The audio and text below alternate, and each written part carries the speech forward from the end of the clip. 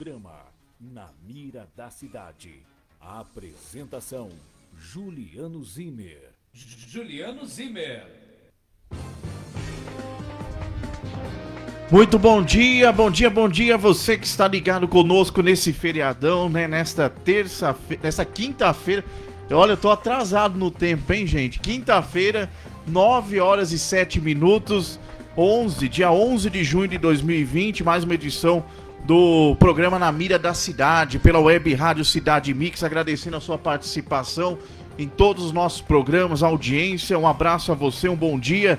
E um dia como hoje, 11 de junho, só que no ano de 2009 foi decretada a pandemia de gripe A pela Organização Mundial da Saúde, quando a doença atingiu um alerta máximo de cuidado para a população. A doença estava presente em mais de 75 países e em vários continentes. Foi considerado também uma pandemia. Naquele ano, houve um surto global de uma variante da gripe suína. Os primeiros casos foram detectados no México em meados do mês de março. Todo mundo se lembra, né? Uma doença que se espalhou rapidamente pelo mundo, assim como o Covid-19. Estamos passando pela mesma situação, né? O vírus foi identificado como uma nova variação do tipo influenza A, H1N1, o mesmo vírus responsável pelo maior número de casos de gripe entre seres humanos. Os sintomas da doença: febre repentina, tosse, forte dor de cabeça, dores musculares nas articulações, irritação nos olhos e fluxo nasal. Era uma primeira grande pandemia dos últimos anos que tomou conta do mundo e fez muitas vítimas por todo o mundo. E aqui no Brasil houve um planejamento diferenciado de agora, né? Houve sim uma prevenção por parte das autoridades e a vacina saiu rapidamente também. O Tamiflu ajudou muito.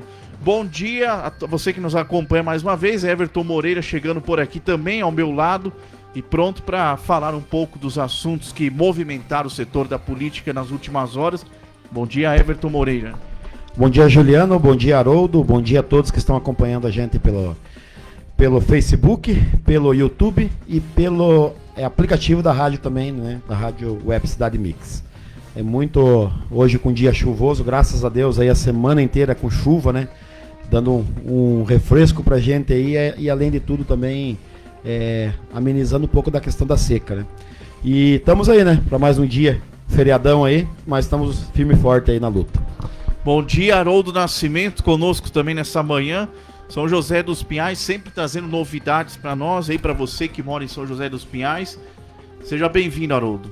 Muito bom dia, Juliano Zimmer, muito bom dia, Everton Moreira. Mais um programa Na Mira da Cidade, trazendo os principais assuntos de tudo o que acontece na notícia da política, tanto nacional, estadual e municipal. Aqui na apresentação de Juliano Zimmer, opiniões e comentários de Everton Moreira. Bom dia! Olha só, animação total no feriado, hein? Com chuva. Isso que é gostar de trabalhar em rádio, hein? Um dia eu vou chegar nesse nível aí. É puro prazer, né? Não é trabalho mais, né? É verdade. 9 horas e 10 minutos e o pessoal já chegando, né? Cumprimentando aqui, ó. O Maurício Cru, bom dia. Perguntando aqui, cadê o café? O Sansão foi preparar o café, né? O Alessandro tá preparando um cafezinho pra nós lá. Daqui a pouco já sai. Pode chegar aqui, Maurício. Chega aí pra tomar um cafezinho com a gente. Venha nos visitar, conhecer os estúdios da Web Rádio Cidade Mix, né? Com certeza. O ouvinte aqui manda e desmanda, né? O público, tirando o Haroldo, que manda um pouquinho mais, o resto, o pessoal também tem a participação aqui. Maria Tereza e ele, bom dia. Maurício Cru, acabei de cumprimentar. Ele tá dizendo que ele quer o café forte, hein? Viu? Atenção, Sansão, Alessandro, capricha aí no pó do café, o nosso ouvinte quer o café bem forte, hein? Então, muitos casos acontecendo na política nacional e os pessoal da Polícia Federal batendo nas portas por aí, né, enquadrando governadores pelo Brasil. É a Lava Jato voltando com força total na 76ª fase da operação, que foi paralisada depois que o ex-ministro Sérgio Moro assumiu o ministério, deu uma acalmada aí nas investigações da Força Tarefa e agora voltando com tudo. E no Rio de Janeiro a situação é precária, precaríssima. Primeiro porque o Covidão está atacando o estado carioca, né? Muitos escândalos de corrupção, a grana sendo desviada à torta e à direita por lá, Polícia Federal em cima, E ainda, por cima, o pedido de impeachment do governador Wilson Witzel foi confirmado ontem na Assembleia Legislativa do Rio de Janeiro. Mas eu vou falar primeiro do Covidão, porque a Polícia Federal desencadeou 2 operações, na verdade, de uma vez só, no Rio de Janeiro e no estado do Maranhão, para investigar irregularidades na compra de equipamentos e insumos visando o combate ao Covid-19. No Maranhão, por exemplo, estado do governador comunista Flávio Dino, a ação foi chamada de cobiça fatal, que apura superfaturamento na aquisição de 320 mil máscaras adquiridas pela Secretaria Municipal de Saúde de São Luís, capital do estado. De acordo com a Polícia Federal, a suspeita de superfaturamento pode chegar em até 2,3 milhões de reais na compra dessas máscaras superfaturadas. Já no Rio de Janeiro, a operação realizada foi para apurar fraudes em licitações no Fundo Municipal de Saúde do município de Carapebus, a região próxima ao capital do Rio de Janeiro. Uma ação conjunta realizada pelos órgãos de investigação criminal identificou, então, fraude de licitação realizada na aquisição de medicamentos e equipamentos de proteção individual e também nos testes rápidos para detectar o Covid-19. Foram locações de equipamentos, insumos hospitalares e a contratação de empresas para montar os hospitais de campanha no Rio de Janeiro, seu Everton Moreira. Sabe quanto superfaturamento apontou? A Polícia Federal apontou um superfaturamento de 1,6 milhões de reais somente na compra de soros fisiológicos na Secretaria de Saúde do Rio de Janeiro, que daria um total de 370 mil litros de soro fisiológico ou 1,3 milhões de frascos, quantia 20 vezes maior do que o esperado para abastecer os hospitais do estado no período de 3 anos, foi adquirido em 4 dias. Olha que absurdo, hein, Everton Moreira? E a polícia chegando junto, a Polícia Federal trabalhando em Operação Lava Jato, mais viva do que nunca. Isso aí, Juliano. Isso leva um pouquinho de esperança ao povo brasileiro, né? De que as coisas vão voltar ao normal. Porque não se pode, né? Hoje a gente tem uma situação no Brasil onde o dinheiro é liberado praticamente à vontade para o combate ao Covid, né? Para levar um pouco mais de estrutura para os estados, para os municípios, com relação à área hospitalar. Não só isso também, com relação também à área de segurança pública, à área de saneamento, né? A área de todas as áreas aí que envolvem a questão de saúde. E o que tem se visto é um abuso, né? Um abuso do poder econômico com relação a compras de equipamentos, de produtos para isso. Como se instalou o sistema de emergência, o sistema de calamidades, todos esses sistemas onde libera o gasto público conforme a necessidade, isso vai gerar muito problema no Brasil. Eu acho que depois que acabar essa situação do Covid, vai ter muito problema, mas muito problema. Você falou que a PF estava batendo às 6 horas da manhã na casa de muita gente hoje. Pois eu acho que a partir do que acabe essa pandemia, eu acho que vai virar rotina para a PF. Acho que vai ter operação quase todo dia, porque a gente está vendo aí nos noticiários de que isso está virando uma farra, né, de gasto. Então o pessoal tem gasto, tem superfaturado produtos e serviços, e é um absurdo, né, com a situação que a gente está vivendo hoje no país. Mas fazer o quê, né? Pensamento de político é assim mesmo. 9 horas e 15 minutos. E eu quero falar uma coisa aqui que realmente não vai confortar em nada o pessoal do Rio de Janeiro. Nós temos ouvintes no Rio de Janeiro também. Não vai ser construído esses hospitais de campanha porque não ficaram prontos até agora. Vai acabar o período da pandemia e esses hospitais não vão sair, assim como aconteceu na Copa de 2014 com os estádios que construíram gastando um dinheirão no governo passado, com os estádios para a Copa do Mundo, e esses estádios foram abandonados em muitos estados. Não foram nem utilizados pelos clubes de futebol. Vai acontecer a mesma coisa com os hospitais de campanha lá no Rio de Janeiro. E a empresa que está cuidando da construção desses hospitais de campanha, senhores ouvintes, homens, mulheres, crianças, jovens e adolescentes, não importa. É a empresa chamada Iabás, tá? Essa empresa recebeu já antecipadamente do governo do Rio de Janeiro um dinheirão para construir os hospitais de campanha e não entregaram nem a metade dos hospitais que deveriam entregar. E tá aparecendo o seguinte, a corrupção tá passando do lado do gabinete do governador, tanto é que ele vai sofrer um impeachment, assim como aconteceu com o Sérgio Cabral, que participou desses esquemas de licitação. O Mário Peixoto é o cara que comanda as negociações na construção de hospitais de campanha, um empresário lá no Rio de Janeiro. Ele é ligado com a família Pisciani, a família Pisciani, do seu Jorge Pisciani, que foi presidente da Assembleia Legislativa do Rio de Janeiro e se envolveu em corrupção desde 1994. Todos os presidentes da Assembleia Legislativa do Rio de Janeiro foram presos e condenados por corrupção. E o senhor Jorge Pisciani é um deles, que está junto com o Mário Peixoto, que está organizando toda essa questão aí da construção dos hospitais de campanha, levando a grana e dividindo com as empreiteiras, com o pessoal lá das empresas que fornecem produtos para a Secretaria de Saúde do Rio de Janeiro. Então a maracutaia é das grandes.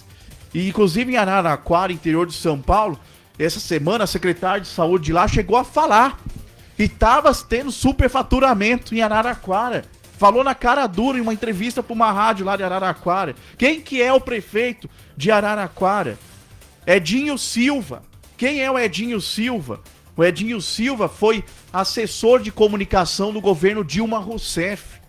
Entre 2015 e 2006, ele liberava dinheiro para blogueiros e jornalistas de esquerda para manterem seus veículos de comunicação. O Edinho Silva também está sendo acusado de irregularidades na compra de licitação de ventiladores hospitalares da Prefeitura de Araraquara. Olha que absurdo. Flávio Dino, no Maranhão também, envolvido em corrupção, é comunista, ligado ao PT. E outra coisa, o Flávio Dino já está respondendo processo na Lava Jato. Ele foi delatado pelo José de Carvalho Filho, que foi um ex-funcionário da Odebrecht, que em 2010 falou que quando ele era deputado federal, o Flávio Dino pediu 400 mil reais para defender a Odebrecht na Câmara Federal, para trabalhar pelos interesses da Odebrecht. Então, gente, é esse tipo de gente, são os canalhas, os cafajestes, que aproveitam de uma pandemia, que a população está numa situação complicada, delicada, gente morrendo, e o dinheiro que é para ir para cuidar das pessoas doentes, vai pro bolso dessa cambada de larápios, que mentem para a população, vão pedir voto, mentem, se envolvem em corrupção o tempo todo. O Rio de Janeiro é uma decepção, sabe? É uma decepção. A população está desacreditada nos políticos do Rio de Janeiro. Tribunal de Contas do Estado envolvido em maracutaia, aqueles que deveriam julgar as contas dos governadores, dos deputados. Não, estão envolvidos no esquema. E agora o Tribunal de Contas lá do Estado falou que vai investigar essa questão do superfaturamento dos equipamentos para o Covid-19. Agora é um absurdo, Everton Moreira. Não tem ninguém que se safa lá no Rio de Janeiro. Ninguém, nenhum político. Tá feia a coisa, hein? Parece que se institucionou, né, a questão de corrupção no estado do Rio de Janeiro. Não é de hoje, isso aí já vem de mais de 20 anos. Começou junto com a era Lula, né? Junto com a era Lula, o Rio de Janeiro até então era um estado que era motivo de orgulho na sua administração pública, né? Teve grandes governadores, né, na cidade lá, como o Leonel Brizola, né, e outros, né? E hoje a gente vê que todo mundo que entra lá parece que tem que ser larápio, né? Tem que passar a mão no dinheiro público. E isso é uma pena, porque o povo carioca, por mais que tenha o estigma de que seja um povo malandro, não é não. Eu estive no Rio de Janeiro durante muitos anos trabalhando e eu vi que aquele povo é um povo guerreiro, um povo lutador, um povo que ele desenvolve a cidade, que ele leva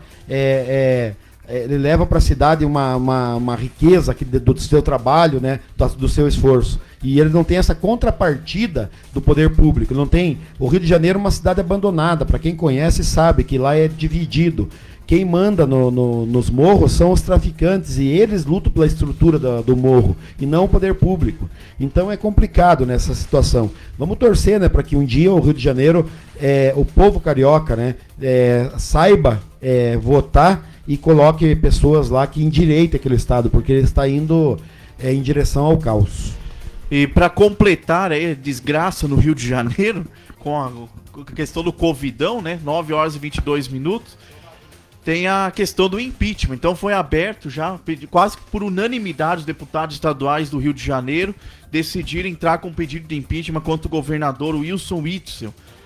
O André Siciliano, do PT, presidente da Alerj, declarou na tarde de ontem que estava sendo aberto o processo de impeachment contra o governador Wilson Witzel do PSC após uma votação simbólica no plenário da Alerj. Dos 70 deputados que foram na sessão, 69 se manifestaram pelo prosseguimento do rito de impeachment contra o Witzel, ou seja, quase unanimidade. Siciliano abriu a sessão, lembrando que a Casa Legislativa acumulava 14 pedidos de impeachment contra o governador Witzel, que tem o seu nome associado a supostas fraudes em compras para a área da saúde em meio ao estado de emergência, declarado por causa da pandemia do coronavírus. Só que vale lembrar também que ali, como eu falei, desde 1994, os presidentes da Assembleia Legislativa do Rio de Janeiro foram em cana, foram condenados pela justiça. E esse André Siciliano não é diferente não, viu, gente? Ele também tá no rolo. Ele também tá respondendo na justiça. Um relatório do COAF apontou que funcionários do gabinete do André Siciliano na Assembleia Legislativa do Rio de Janeiro movimentaram um total de 49 milhões de reais entre janeiro de 2016 e janeiro de 2017, né, em plena investigação da Força Tarefa da Lava Jato, sendo que o maior valor apontado pelo documento, de acordo com o relatório, as transações eram suspeitas, foram feitas por 4 servidores do Siciliano. Então 4 deles desviaram quase 50 milhões de reais, né, dentro da Alerj, dentro da Assembleia Legislativa do Rio de Janeiro. Então, quer dizer, ele não vai ter moral nenhuma também para ficar criticando o governador Wilson Witzel. Também está no rolo, é mais um presidente da Assembleia Legislativa do Rio de Janeiro que vai em cana em breve, vai em cana. Somente uma assessora dele, que é a chefe de gabinete dele, movimentou esse valor, né, de 50 milhões de reais em suas contas, né, que é o mesmo caso do filho do Bolsonaro, né, é o mesmo caso do Flávio Bolsonaro. A questão de rachadinha. No caso do Flávio Bolsonaro foi 1 milhão. Isso não quer dizer, porque o cara que rouba uma laranja, ele pode roubar também 50 milhões. Então, na verdade, lá no Rio de Janeiro, igual eu falei, a corrupção e o crime, ele já está interligado com a política. E isso é uma coisa complicada. A gente espera que as investigações sobre isso tudo comecem a dar efeitos, porque parece que lá no Rio de Janeiro não chega a polícia, né? Não chega. Só chega nos governadores, mas na cúpula dos governadores não chega. E vamos esperar que as coisas mudem no Rio de Janeiro e que os políticos comecem a pensar no povo, ao invés de pensar nos seus bolsos. E aí o governador não tem moral pra falar nada, pra cobrar nada de ninguém. Porque se ele também tá envolvido em corrupção, o Wilson Witzel é juiz, tá envolvido em corrupção lá no Rio de Janeiro até o pescoço. E lembrando que o Mário Peixoto, que eu falei, que é dono de empresas fornecedoras de saúde pro Rio de Janeiro, ele tá no esquema de corrupção do Rio de Janeiro desde os governos Pezão e Cabral. E o Wilson Witzel não tá sendo diferente, não. Está sendo mais um Cabral, mais um Pezão. E pior do que isso, representando a bancada evangélica, faz parte do PSC, Partido Social Cristão, do pastor Everaldo. Então é um absurdo, quer dizer, como que um cara desse vai representar uma bancada enorme, que nem a bancada evangélica, né? Que nem aquela questão daquele pastor Marcos Feliciano lá, que gastou um dinheirão para trocar os dentes, há pouco tempo atrás, aí, ano passado. Quer dizer, que moral que esse povo tem pra falar alguma coisa de religião, ou cobrar, falar alguma coisa de... Ainda são pastores ainda, que é o pior de tudo. Se dizem pastores, né? Porque, na verdade, o pastor mesmo não se importa, não se interessa por política, se interessa em levar a palavra de Deus. Eu discordo um pouquinho. Eu acho que a religião, ela não deve interferir na política, mas ela deve se aliar à política. Eu acho que a gente precisa ter pessoas dentro da política com vários pensamentos de várias etnias, e ela tem que ser bem democrática. Já se diz, né, que o Brasil é um país laico, né? Então a gente quer que todos se envolvam na política, independente da sua religião. O que não pode deixar é com que a religião atrapalhe o trabalho político ou o trabalho político interfira na religião. E nisso eu sou contra. Mas a gente tem visto mesmo, Juliana, que as coisas hoje no Brasil, não somente no Brasil, aqui em São José dos Pinhais, nas cidades da região metropolitana e também no estado inteiro e nos outros estados, essa farra do dinheiro público, né? A gente tem visto nesse período de coronavírus, de Covid, a gente tem visto muito gasto em propaganda também, né? Em todos os estados, todas as cidades, todas as cidades do Brasil.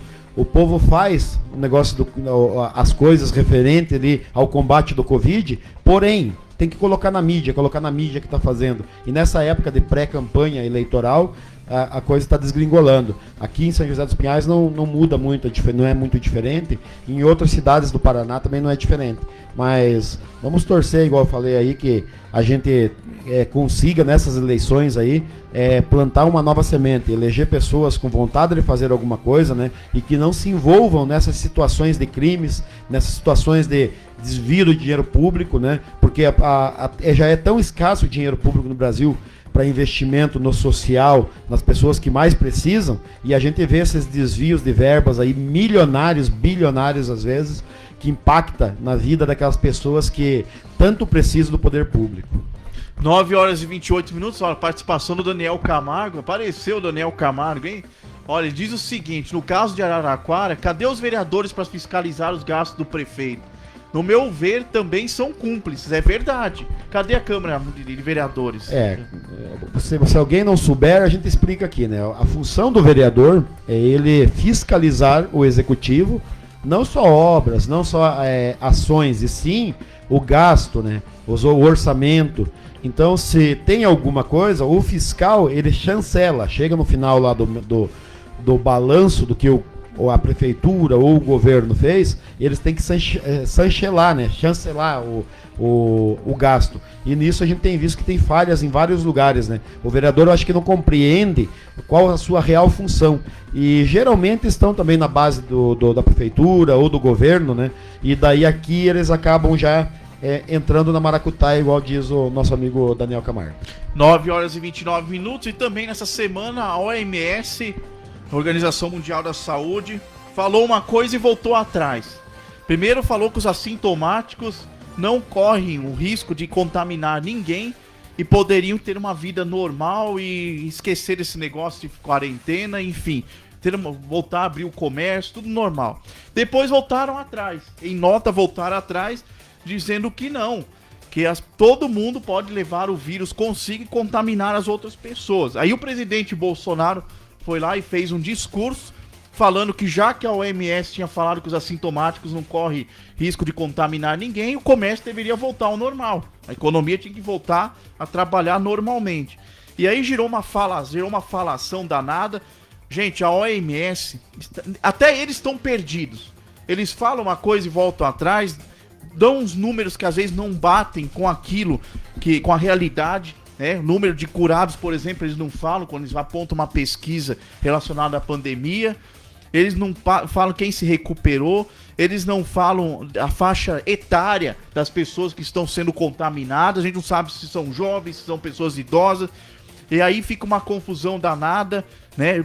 No começo da pandemia eles falaram que não tinha necessidade de usar máscara.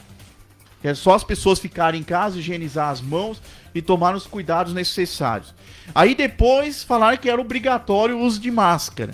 Tanto é que o Congresso Nacional transformou em lei, né? E a partir de agora vai ser votado, nos próximos dias vai virar lei a utilização de máscara em todo o Brasil, independente da pandemia Covid-19. Vai ser para a segurança da saúde da população brasileira. Então, quer dizer, eles precisam, antes de mais nada, estudar melhor as doenças. Os médicos estão despreparados. Eles não conhecem a doença, então estudem sobre a doença, façam pesquisas. Tem muitas doenças que estão sendo transmitidas de animais para seres humanos. A gente come uma carne, por exemplo, a carne pode estar contaminada. Você vai se alimentar, você está se contaminando, até com vegetais, verduras, frutas, tem agrotóxico. é prejudicial à saúde. Então, nas campanhas de conscientização da população em termos de cuidados com a saúde, falta pesquisa, falta orientações mais claras, mais objetivas. E esse negócio de manter isolamento de todo mundo está errado, porque nós já passamos por outras doenças em que só os doentes ficaram isolados da sociedade. Eu posso citar aqui 2 exemplos, da cólera e da meningite, né? E as 2 doenças que chegaram tiveram um surto enorme. A doença que matou muita gente, por exemplo, a pandemia da cólera no Brasil, começou em 1991 e foi até 2001. Foram 10 anos de pandemia da cólera no Brasil, atingindo todas as regiões do Brasil. Foram 168 mil casos de pessoas infectadas com a cólera e mais de 2 mil pessoas entraram em óbito. E em 74 foi a vez da pandemia da meningite. Foi um número histórico de contaminados pela meningite em 74, em pleno governo militar. E muito mais gente morreu do que agora. E quem ficava em quarentena e em isolamento eram os doentes, não as pessoas sadias. E por faixa de idade também, com risco de se contaminar. Então é o seguinte, basta ver o currículo do diretor geral da OMS. O diretor Dr. Tedros, dono de um passado muito obscuro, se envolveu com partidos de esquerda, confiou em números e apurações de doenças da China, certo? Ele é um sério servo fiel à ditadura chinesa. Ele foi ministro da saúde na Etiópia entre 2005 e 2012 e ele ignorou o protocolo de cuidados com a saúde em plena epidemia de cólera lá na Etiópia. Ele fechou os olhos para a epidemia e não deu atenção. E ele foi para disputar o cargo de diretor-geral da OMS, ele jogou sujo com seu opositor. Então, muitos jornalistas estão falando que a OMS é um puxadinho chinês no Brasil e no mundo, porque está seguindo instruções da China, um país extremamente ditador e comunista. E jornalistas se ajoelham para a OMS. Eu não entendo uma coisa dessa, gente. Everton Moreira, eu não entendo. Tá comprovado que o cara se meteu em corrupção, que não dá para confiar no que ele fala e todo mundo fica se ajoelhando para a OMS. Eu não consigo entender. Complicado que não é só a OMS, né? A gente vê a ONU, a gente vê todos os órgãos, as organizações internacionais, sempre direcionada a grupos, né? Ou a países ligados à esquerda, ligados ao socialismo, ligados ao comunismo. E a gente tem visto que eles não têm essa visão globalista da situação. E eles agem de forma autoritária, inclusive, às vezes, denegrindo pessoas, denegrindo chefes de estados, e é meio complicado. Tanto que a gente vê que a OMS mesmo tem que estar com um problema seríssimo, que até os Estados Unidos está rompendo com eles, né, cortando verbas, cortando todo o investimento que teria, né, de comunicação e de ações na OMS. Eu acho que aqui no Brasil a gente já teve prova, né, de que tem que ter o meio termo. Por quê? Se abrir todo o comércio sem a fiscalização, sem a regulamentação daquilo que foi imposto nos decretos estaduais, municipais, a gente vai ter muito problema. A gente tem visto que tem crescido demais aí a questão de infectados e óbitos no Brasil inteiro. E está alarmante, porque a gente anda pelos comércios aqui e não tem mais fiscalização. O povo está agindo como se tivesse normal, né? Então a gente tem essa preocupação de que a coisa vire do avesso e a gente não tenha o controle da situação. Porém, eu acredito que não pode parar. A vida tem que continuar, a gente tem que levar esse país para frente, porém, com cuidado. Mas isso é muito mais de conscientização das pessoas do que decretos do poder público ou opinião da OMS. Eu acho que a gente tem que ter, nesse momento aí, educação, né? Usar a educação, usar o discernimento das coisas, das ações nossas, para que a gente não propague esse vírus, para que a gente consiga controlá-lo, né? Mas eu acho que a vida tem que continuar normal. O que importa mesmo é que as pessoas hoje, elas se conscientizem de que tem que fazer a sua parte para que a gente possa acabar com essa pandemia. 9 horas e 36 minutos, 9h36, situação complicada. E lembrando que no governo Lula, uma médica brasileira foi indicada para fazer parte do grupo político da OMS sob comando do Tedros também. Isso aconteceu aí em plena pandemia de H1N1, aí no ano de 2009. E para você ver, você que está nos acompanhando, como que tem ligação política, né? Como que a OMS é um órgão político, não tem nada a ver com tratamento de saúde da população, com campanhas publicitárias em favor dos cuidados com a saúde, nada disso. Pelo contrário, é um grupo político, tem interesses políticos e tem ligação com o pessoal da esquerda. Então é por isso que, como o Everton disse, os Estados Unidos, por exemplo, como tem uma política diferenciada, mais de direita, cortou relações com a OMS. O Donald Trump acabou agindo dessa forma. Então, infelizmente, não dá pra gente confiar em nada, nem nesses números que estão apresentando. A gente tem que ficar com o pé atrás, né? A gente acompanha o noticiário, mas existe sim um pouquinho de tendência política nesses números, porque também não são divulgados de forma completa. Então falta mais detalhamento com relação à pandemia, um estudo mais aprofundado. Como eu disse, não se coloca uma faixa etária de quem está contaminado, qual faixa de idade que o risco é maior de contaminação. A faixa etária que mais está contaminada no Brasil são jovens, crianças, são pessoas idosas. Os locais aonde que está mais propício à contaminação. Tudo isso, uma pesquisa, uma divulgação numérica e estatística tem que conter todos esses dados, senão não adianta, não é completa. E aqui no Paraná, o secretário de Estado da Saúde, Beto Preto, notificou o deputado estadual Plauto Miró Guimarães para que ele apresente um prazo de 5 dias documentos e imagens sobre acusações que o Plauto fez no plenário da Assembleia Legislativa do Paraná contra o secretário da Saúde, Beto Preto. Foi na sessão do dia 3 de junho, ele acusou o Beto Preto de superfaturamento em insumos no combate à Covid-19 no estado do Paraná. E agora o Beto Preto quer provas. O deputado estadual vai ter que provar. Lembrando que o Plauto Miró Guimarães é um dos deputados mais antigos da Assembleia Legislativa. Ele está lá desde 1990, representante da região de Ponta Grossa, no interior do Paraná. E a ligação dele, a origem familiar dele é do Visconde de Nácar, o famoso Visconde de Nácar, que tem até nome de rua lá no centro de Curitiba, com o nome do Visconde. E ele pertence a essa família tradicional, Everton Moreira. E ele fez acusação e agora vai ter que provar, senão vai ser prejudicado. O Plauto é o mesmo que fazia parte da base do Requião, né? Em todo o governo do Requião. Sempre esteve ao lado dele, né? E defende sempre as teses do Requião. Sempre defendeu, pelo menos, né?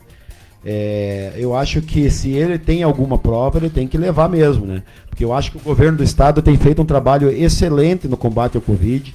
Eu acho que do Brasil inteiro é o governador que está tendo a maior consciência do que está acontecendo. Ele tem tomado as atitudes sem radicalismo, sem envolver doutrina política nisso, e tem ajudado todos os municípios com relação a essa pandemia. Se tem alguma coisa, eu acho que tem que colocar as cartas na mesa e mostrar. Agora, se não tem, deixa o pessoal trabalhar, porque o trabalho está sendo muito bem feito, né, no estado inteiro. As ações que o governo tem feito, inclusive eu estava falando agora há pouco sobre a questão de propaganda, de mídia. As propagandas e mídias com relação ao combate ao Covid do governo do estado do Paraná tem sido sempre instrutiva e nunca produzindo material político, né? Então a gente tem visto assim uma diferenciação. Tanto é que o estado do Paraná, por mais que está agora aumentando os casos aí absurdamente, mas mesmo assim é um dos estados do Brasil que está fazendo a sua parte, né? E de forma correta, né? Da melhor forma possível, porque a questão do vírus é uma coisa desconhecida, a gente não sabe como lidar. Se os especialistas não sabem, imagina o governo, né? Para tomar atitude que às vezes eles vão impactar a vida de milhões e milhares de pessoas. Então, eu acho que não é hora de criar casos, né? E sim de resolver os problemas. Por isso que eu acho, tem problema, mostre, comprove. E se tiver algum fato que complique a situação do secretário, que ele seja exonerado e colocado outro no seu lugar. mas se não tiver, deixa o pessoal trabalhar, que o trabalho está sendo bem feito. 9h41, só para lembrar, né, que o senhor Plauto Miró Guimarães não tem tanta moral assim para criticar ninguém.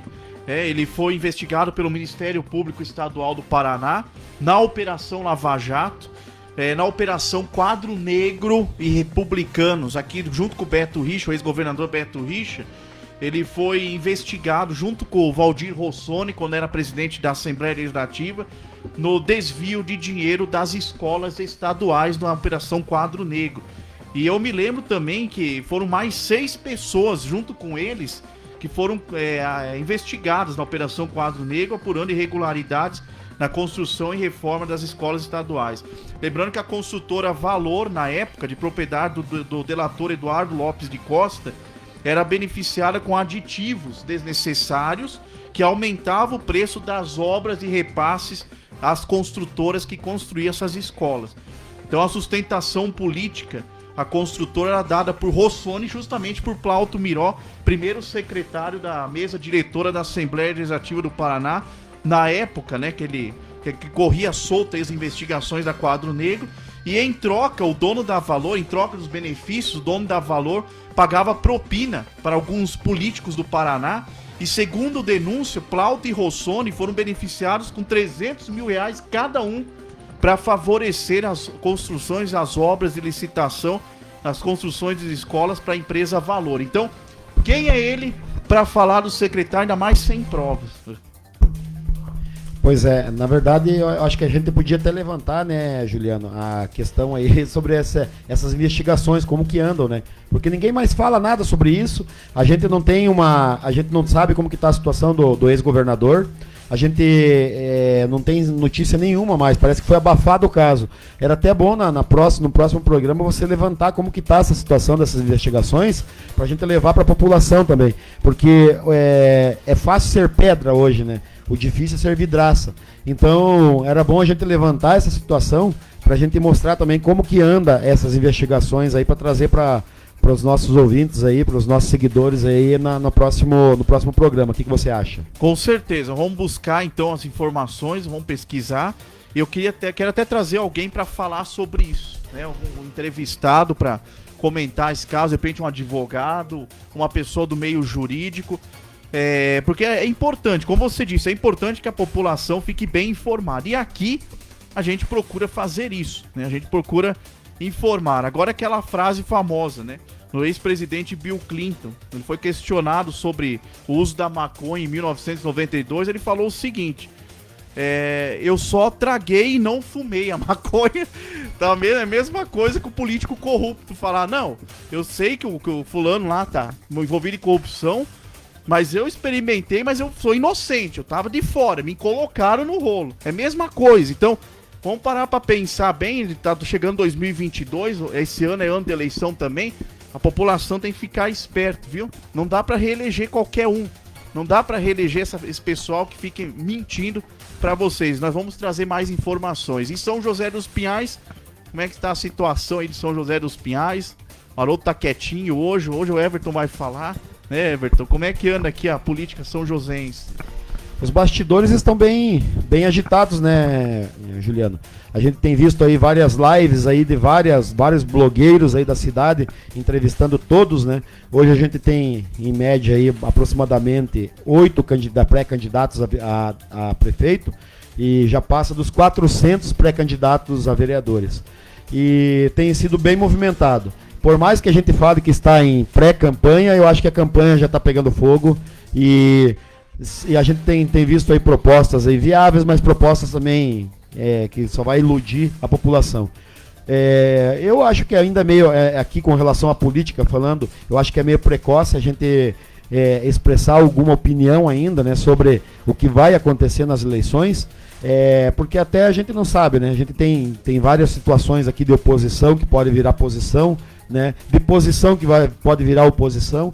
Então tem vários grupos aí na cidade tentando assumir a prefeitura, e a gente ainda é precoce porque a gente vai saber isso só lá nas convenções, né? Onde todas as negociações, todas as bases vão estar fechadas, e a gente vai saber o que vai rolar de acordos aí também para poder o pessoal entrar na eleição, entrar na campanha mesmo, de cabeça, para poder almejar o cargo. 9h46, Haroldo. Olha, Juliano Zimmer e também Everton Moreira, prefeito assina contrato de 80 milhões para serem investidos nas áreas de saúde e educação do município de São José dos Pinhais. O prefeito assina contrato de 80 milhões, este para ser usado na saúde e também que mais aqui, na educação. Uma boa notícia para São José dos Pinhais: o prefeito Toninho Fenelon esteve reunido com representantes da Caixa Econômica Federal, onde assinou um contrato de financiamento com o banco no valor de 80 milhões para serem aplicados na área de saúde e educação do município. É um valor expressivo que iremos aplicar em importantes obras em 2 áreas consideradas prioritárias pela população, disse o prefeito.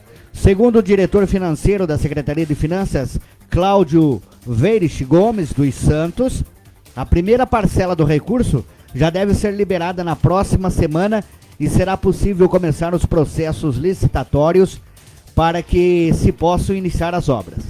O procurador-geral do município, Ayrton Guidin, também presente no momento da assinatura no Salão de Atos, destacou que os recursos serão de 30 milhões para a educação e 50 milhões destinados para a saúde, que vão atender projetos propostos pelo prefeito Toninho e gerar mais qualidade de vida aos são joséenses. Enquanto vocês comentam a este respeito, também já vou atrás da situação do Covid em São José dos Pinhais, que deu um salto expressivo e assustador em São José dos Pinhais. Everton, queira comentar aí a respeito desses 80 milhões, o quanto vai ser importante tanto para a saúde quanto para a educação também? Então, Haroldo, a gente espera que esse recurso seja bem empregado, né? Porque a gente tem uma dificuldade com relação aos gastos públicos ultimamente. A gente tem visto aí algumas críticas com relação à prefeitura com gastos em publicidade, né? Parece que o prefeito fez um pedido de 600 mil reais para ser usado em publicidade. Eu acho que não tem necessidade. Eu acho que isso é um absurdo, né? Eu acho que hoje a gente tem que levar informações, e as informações da prefeitura, ela já tem o site dela, já tem... Além do site, a gente faz a divulgação gratuitamente aqui, muitos sites fazem gratuitamente, os canais de comunicação do nosso município podem serem usados. É claro, isso é lógico, de que todo canal de comunicação tem suas despesas também. Aqui nós também pagamos funcionários, aqui nós também pagamos luz, pagamos aluguel, pagamos condomínio, então nós temos gastos com certeza, mas em prol da comunidade de São José dos Pinhais, nós temos o prazer imenso de levar a informação gratuita. Ela sendo boa para o nosso município de São José dos Pinhais, a gente vai estar apresentando estas notícias, e as ruins também. O que tiver que ser cobrado é a vantagem de ser um canal de comunicação que você não tem o rabo preso e você pode falar o que está acontecendo realmente. Neste momento a gente fala a este respeito porque é importante o nosso município, a destinação desse dinheiro tanto para a educação quanto e principal para a saúde. E na questão da saúde, aonde eu entro agora, olha, boletim do coronavírus em São José dos Pinhais, dados do dia 10 de junho, conforme a divisão de vigilância epidemiológica municipal. Preste atenção lá, hein? Faz a matemática aí, alguém já tem uma calculadora para a gente ver o real caso, né? Nós temos, desde a data quando foi apresentado, nós temos 322 casos confirmados, temos 466 casos descartados, 224 recuperados. Então faz as contas lá, Everton, 322 98 menos... casos hoje. 98 casos isso. Que são confirmados. Então. Só lembrando, Haroldo, que não cortando a tua notícia aí, que só temos 10 leitos em São José dos Pinhais. As pessoas que precisarem vão ter que entrar na fila de leito, né? E por falar em 10 leitos, é o resultado que a gente tem aqui, ó, 117 ainda em aguardo por questão suspeitos, 117 pessoas em aguardo dos exames em suspeito e tivemos, Everton Moreira, 10 óbitos. E segundo informações, 3 em apenas um dia, né? 3 óbitos em apenas um dia. Isso, 3 óbitos num dia e pelo que a gente tem de informação, parece que o hospital tá bem movimentado lá a questão dos pacientes de Covid, né? Foi-se aberto ali na antiga UPA um centro de triagem. Eu até esperava que ali fosse um hospital de campanha específico, né, para a questão do Covid, mas parece que não. Parece que em São José só temos 10 leitos mesmo, e é esses 10 leitos que estão atendendo os mais de 320 mil habitantes da cidade. É uma coisa meio complicada. Por isso que eu estava falando, Haroldo, que a gente espera que esses recursos sejam bem empregados. Porque eu acho que a questão de propaganda hoje não é mais a questão primordial na cidade. Eu acho que a gente precisa mesmo de ações efetivas, né, na área da saúde e na área da educação. Educação, por exemplo, as crianças estão em casa. As crianças precisam de atividades regulares. Então a gente precisa de uma agilidade nesse produto. Está sendo feito. Tem que dar parabéns para a prefeitura, que eu acho que eles estão fazendo de uma forma bem legal aí a dinâmica, né, das crianças que estão pegando esse material para poder fazer em casa, mas a gente precisaria colocar mais recursos nisso, né, dar mais atividade para essas crianças, porque a gente tem visto que não é o necessário e o suficiente. E com relação à saúde, é isso, a gente tem que investir no combate mesmo, não é com propaganda, não é com mostrando atitudes que vai ser feito, e sim fazendo. Então a gente espera que pelo menos aqui esses 80 milhões sejam bem empregados naquilo que realmente precisa na cidade, né?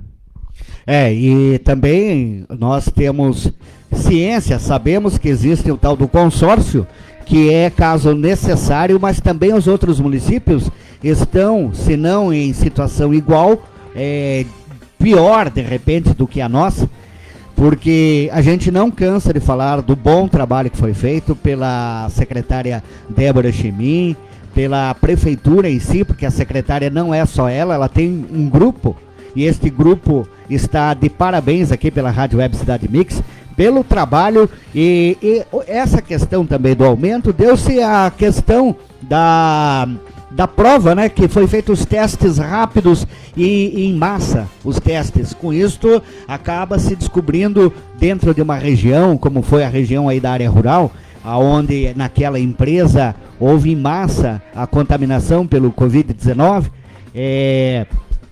a gente entende e tem visto, eu tenho, na madrugada quando trabalhando, tenho visto que tem passado aquele caminhão que faz a asepsia dos pontos e até mesmo das banquinhas do centro aqui na 15.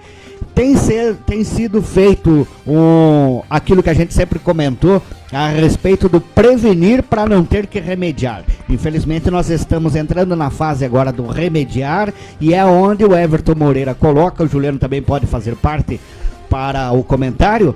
Agora nós vamos entrar na parte do remediar, é a parte onde aumenta a quantidade de pessoas que estão com o Covid-19, que estão aí com o coronavírus, e que essas pessoas vão precisar não só do isolamento em casa, atendimento, mas também vão precisar de serem atendidas clinicamente, através de um médico, através de alguém que e entende da situação do Covid-19. Haroldo, eu acho que a Débora tem feito um bom trabalho, mas eu estou vendo uma falha nessa questão de teste. Eu acho o seguinte, a gente tem que fazer um regulamento para que a gente possa fazer esses testes de maneira efetiva. Por exemplo, está sendo feito o teste em massa, porém as pessoas que têm o sintoma não estão achando esse teste para fazer. Então é meio complicado. Eles tinham que fazer uma triagem, por exemplo, uma pessoa por família fazer.